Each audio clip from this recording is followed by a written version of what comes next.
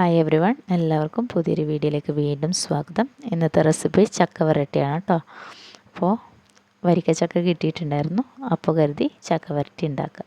അപ്പോൾ ചക്ക കുരുവൊക്കെ കളഞ്ഞിട്ട് കുനു അരിഞ്ഞിട്ട് ഇതേപോലെ ഒരു പാനിൽ ഇട്ടിട്ടുണ്ട്. ഇനി നമുക്ക് മധുരത്തിന് ആവശ്യമായിട്ടുള്ള ശർക്കര പാനി ചേർത്ത് കൊടുക്കുക. അപ്പോൾ നേരത്തെ ഉരുക്കി വെച്ചതാണ് കേട്ടോ. അതൊന്ന് അരിച്ചിട്ട് നമുക്ക് ചക്കയിലേക്ക് ചേർത്ത് കൊടുക്കുക. ഇനി നന്നായിട്ടൊന്ന് മിക്സ് ചെയ്തിട്ട് ഇതേപോലെ നമുക്ക് അടച്ച് വെച്ച് ഹൈ ഫ്ലെയിമിൽ ഒരു 2-3 സെക്കൻഡ് ഒന്ന് വേവിച്ചെടുക്കുക. അപ്പോൾ ചക്കയിലെ വെള്ളമൊക്കെ ഇങ്ങനെ ഇറങ്ങി വന്നിട്ടുണ്ടാവും. ജസ്റ്റ് ഒന്ന് മിക്സ് ചെയ്തിട്ട് നമ്മൾ വീണ്ടും തട്ടിപ്പൊത്തി വെക്കുക. അപ്പോൾ സൈഡിൽ നിന്നൊക്കെ ഇങ്ങനെ തട്ടിപ്പൊത്തി വെച്ചിട്ട് വീണ്ടും നമ്മൾ എന്ത് ചെയ്യുക, അടച്ച് വെച്ച് ലോ ഫ്ലെയിമിലിട്ട് വേവിക്കുകയാണ് ചെയ്യുന്നത്. ഫസ്റ്റ് നമ്മൾ ഹൈ ഫ്ലെയിമിൽ ഒരു 2-3 സെക്കൻഡേ ഇടുന്നുള്ളൂ കേട്ടോ. പിന്നെ നമ്മൾ ലോ ഫ്ലെയിമിലിട്ടിട്ട് നന്നായിട്ട് വേവിച്ചെടുക്കുകയാണ് ചെയ്യുന്നത്. അപ്പോൾ ചക്ക വേവിച്ചെടുക്കുമ്പോൾ നമ്മൾ ഇടയ്ക്കിടയ്ക്കൊന്ന് തുറന്ന് നോക്കി ഇതേപോലെ ഇളക്കിക്കൊണ്ടിരിക്കണം കേട്ടോ. കാരണം പെട്ടെന്ന് ശർക്കര പാനി വറ്റാൻ ചാൻസ് ഉണ്ട്.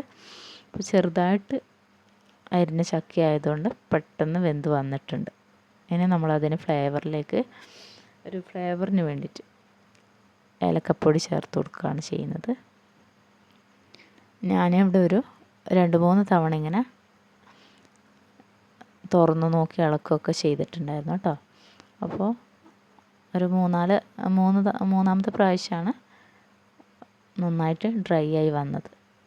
അപ്പോൾ കുറച്ച് പശു നെയ്യ് കൂടി ചേർത്ത് കൊടുത്തിട്ട് നന്നായിട്ടൊന്ന് മിക്സ് ചെയ്യുക. അപ്പോൾ ഒരു നല്ലൊരു ടേസ്റ്റും ഒരു ഫ്ലേവറും ഒക്കെ കിട്ടും കേട്ടോ. ഏലക്കപ്പൊടിയും ആ ഒരു പശു നെയ്യുടെ ഒരു ഫ്ലേവർ നന്നായിട്ട് ചക്കയിലേക്ക് അങ്ങ് പിടിക്കും. നന്നായിട്ടൊന്ന് മിക്സ് ചെയ്ത് കൊടുക്കുക. ചക്കയൊക്കെ നന്നായിട്ട് വെന്ത് വന്നിട്ടുണ്ട് കേട്ടോ. കാരണം നമ്മൾ കുനുകുനെയാണ് അരിഞ്ഞത്. വലിയ കഷ്ണമാക്കിയാൽ കുറച്ച് വേവാൻ കുറച്ച് ടൈം എടുക്കും. ഇത് ചെറുതായിട്ട് അരിഞ്ഞുകൊണ്ട് പെട്ടെന്ന് വെന്ത് വന്നിട്ടുണ്ട്. അപ്പോൾ നിങ്ങൾ വേവിച്ച് എടുക്കുമ്പോൾ ഇടയ്ക്കിടയ്ക്കൊന്ന് അടപ്പ് തുറന്നിട്ട് ഇതേപോലെ ഇളക്കിക്കൊണ്ടിരിക്കണം കേട്ടോ.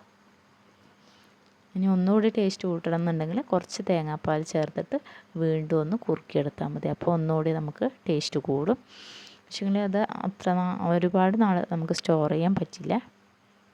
ഇങ്ങനെ ആക്കി വെച്ചാൽ നമുക്ക് തണിഞ്ഞിട്ട് എയർ ടൈറ്റ് കണ്ടെയ്നറിൽ സൂക്ഷിച്ചാൽ ഒരുപാട് കാലം നമുക്ക് ഇത് സൂക്ഷിക്കാം കേട്ടോ.